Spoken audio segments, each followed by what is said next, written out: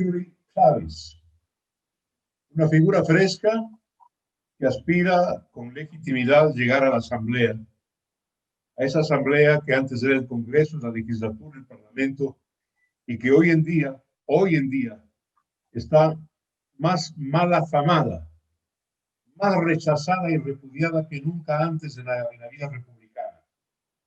Y claro, los ecuatorianos como ciudadanos y como electores confiamos en que savia fresca, sangre reciente, pueda hacerse cargo de una renovación ética, moral, institucional, legal, constitucional de la Asamblea.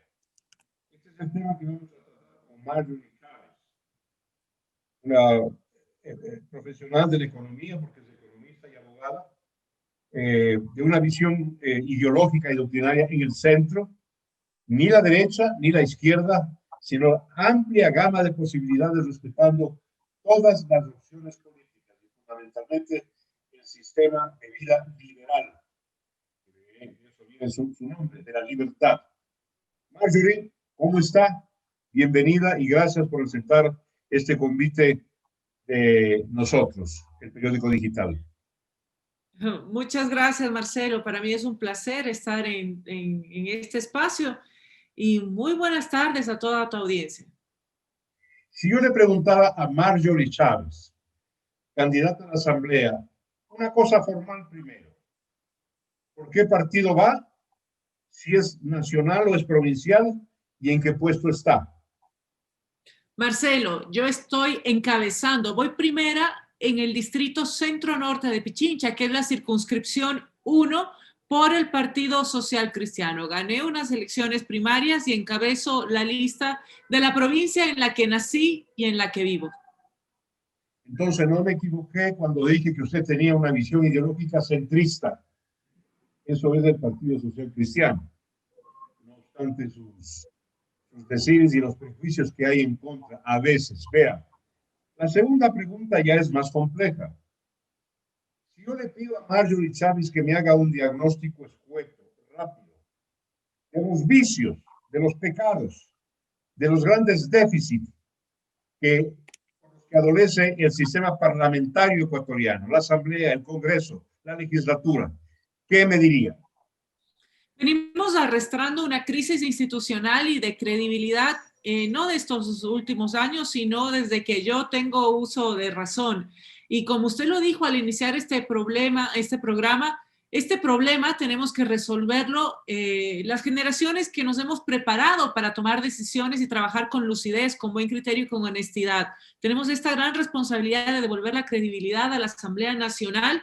Y a pesar de lo mal visto que es el quehacer político, yo he asumido esta elección y esta responsabilidad política que no es de ahora, sino de muchos años atrás, con este entusiasmo de demostrar a la gente que sí habemos personas formadas, con buen criterio, sobre todo honestas y además con una gran sensibilidad al entorno.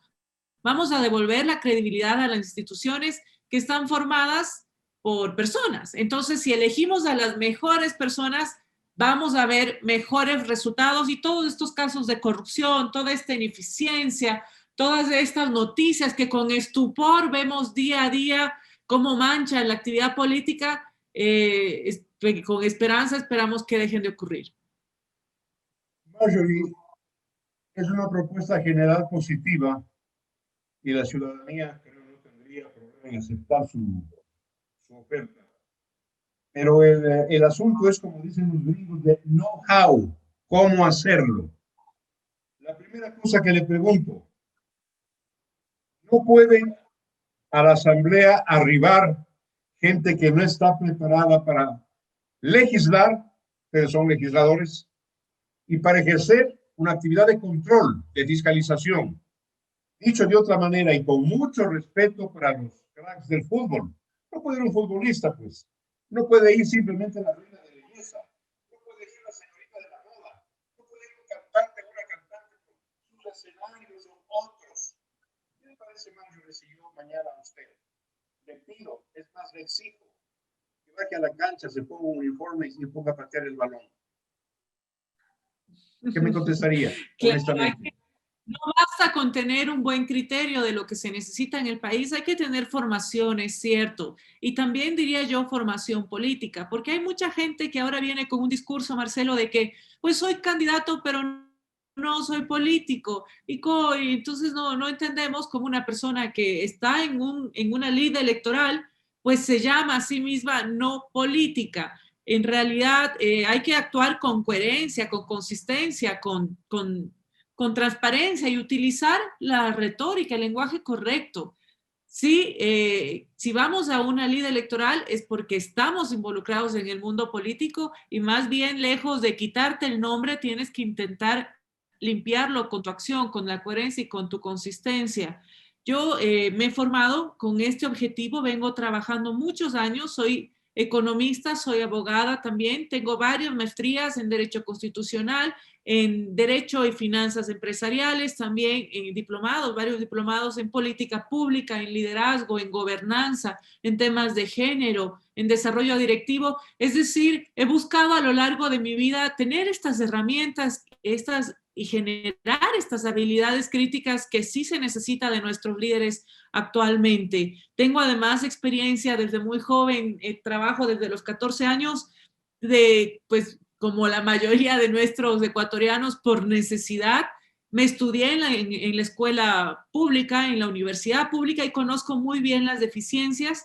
He logrado generar una movilidad social en mi vida y también quiero demostrar con mi elección, con esta participación electoral y al ganar, quiero demostrar a nuestros jóvenes que no importa de dónde vengas, que en el país tiene que imperar la dinámica del mérito, la dinámica del trabajo, que solo el esfuerzo y la preparación tienen que ser estas importantes herramientas que te llevan a esta movilidad social de la que hablamos y ahora en una elección a la movilidad política. Ya basta de estas dinámicas que teníamos antes, que tienen justamente la Asamblea Nacional, como lo mencionamos, gente que no está preparada, que no tiene, que quizá tiene buenas intenciones, pero que cuando ya llega a este semiciclo se da cuenta pues de que no es suficiente simplemente poner su foto en una papeleta, que sí hay que tener la preparación, el bagaje y también un partido político que le dé legitimidad a tus propuestas y a tu trabajo. Y eso hago yo a través del Partido Social Cristiano, que ha demostrado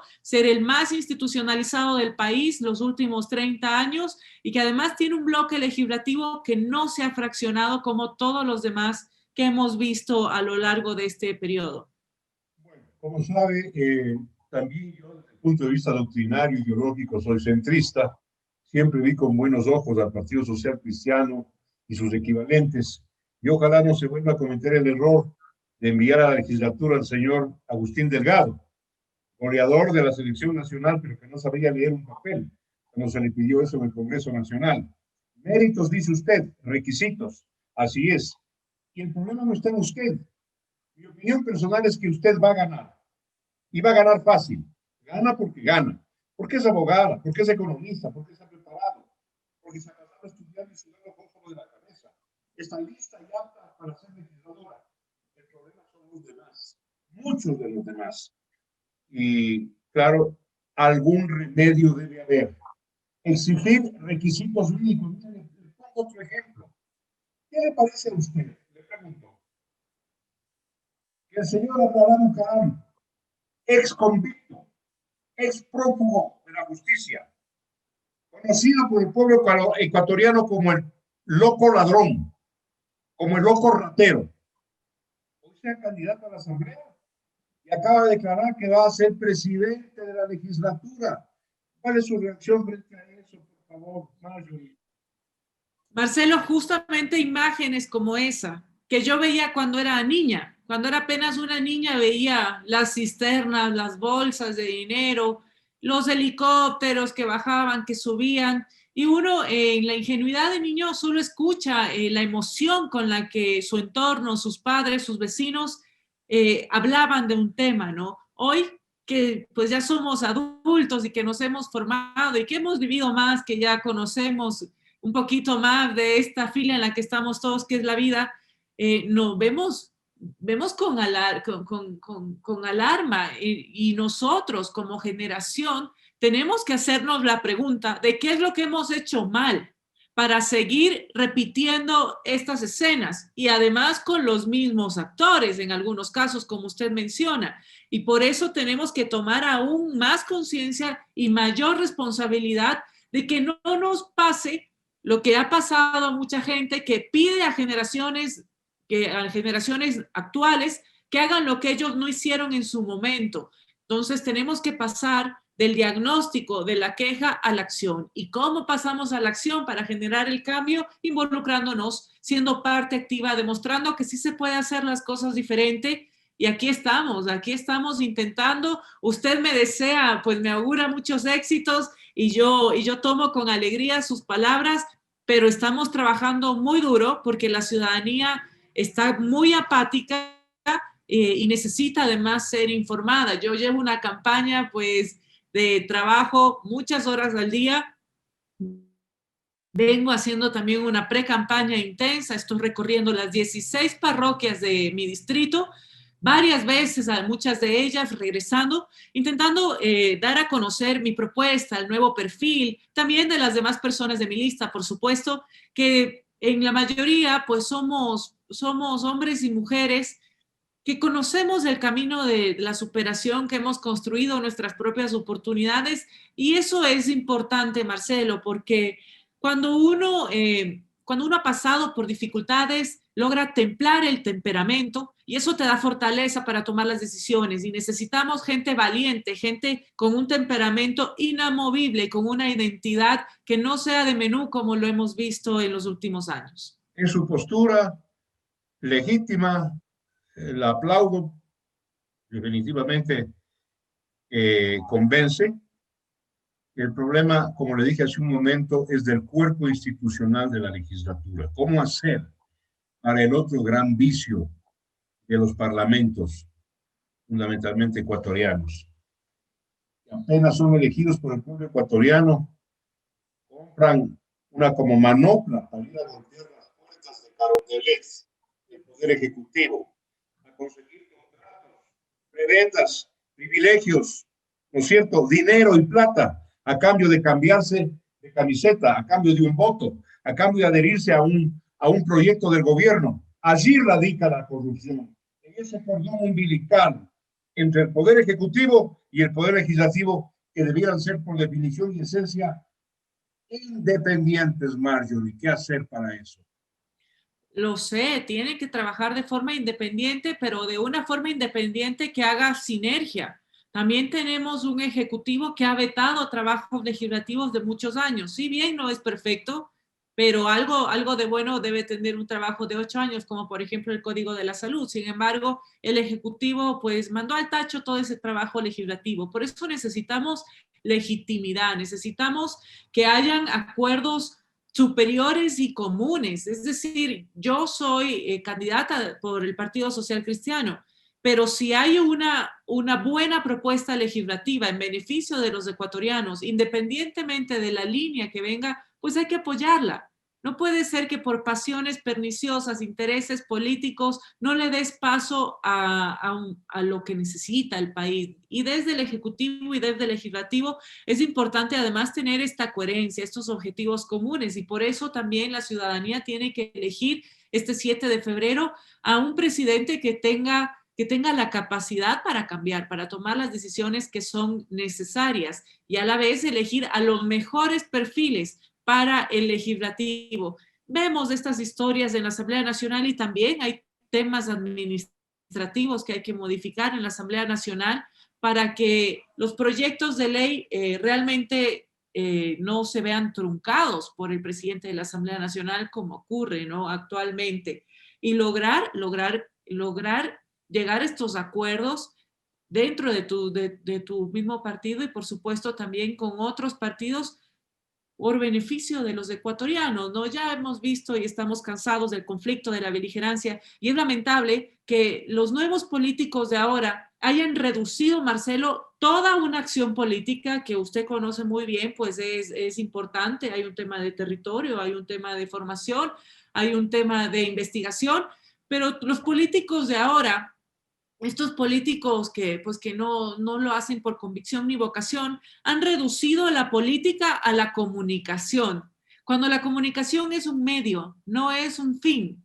Y lo han reducido a esto. Y otros políticos más bien reducen la política al conflicto y a la beligerancia, sin ninguna idea, no hay ningún sustento, no hay ideología, no hay nada. Simplemente generan conflicto y no dan paso a lo que realmente es importante. Por eso, la ciudadanía tiene esta gran responsabilidad de elegir bien, de elegir a los mejores, a gente consciente, a gente sensible, competente, por supuesto, que tenga intelectualmente la capacidad y cognitivamente, pero también se necesita gente consistente, y cuando hablo de consistencia hablo de la ejemplaridad y de la coherencia, y bueno, y por supuesto, gente humilde, gente sensible al entorno, que esté dispuesto a escuchar y a aprender también de la ciudadanía.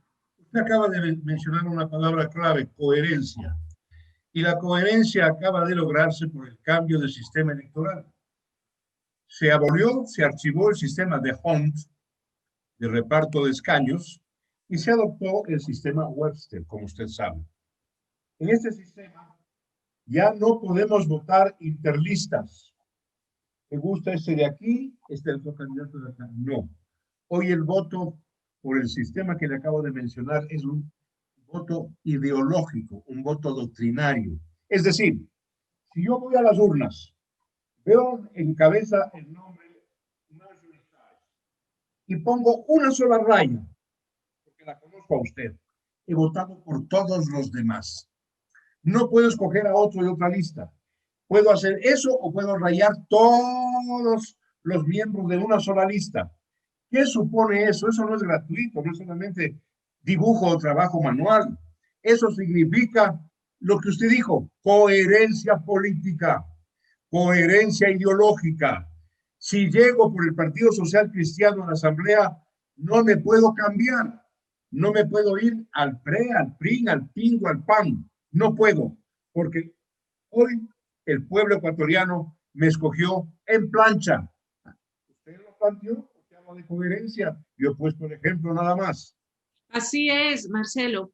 Cabe recalcar que, bueno, el método de Webster en principio sí provocaría que la asamblea sea más diversa, es decir, que más partidos puedan ingresar en el hemiciclo de la Asamblea Nacional, pero ahora tenemos esta característica de Webster más plancha, es decir, un Webster cerrado, que provoca, a mi parecer y a los cálculos que estamos viendo, un efecto parecido al de Hunt en el término de líneas políticas que van a ingresar, pero por supuesto, cabe recalcar que estas listas cerradas, al ser un Webster cerrado, fortalece a los partidos políticos y por ende fortalece a la democracia representativa, pero ahí entra la importancia y la responsabilidad de los partidos políticos, primero de formar a sus cuadros, de elegir a los mejores cuadros y hacer unas verdaderas elecciones primarias. El método de Webster en principio provocaría que la asamblea sea más diversa, es decir, que más partidos puedan ingresar ahora y por las minorías,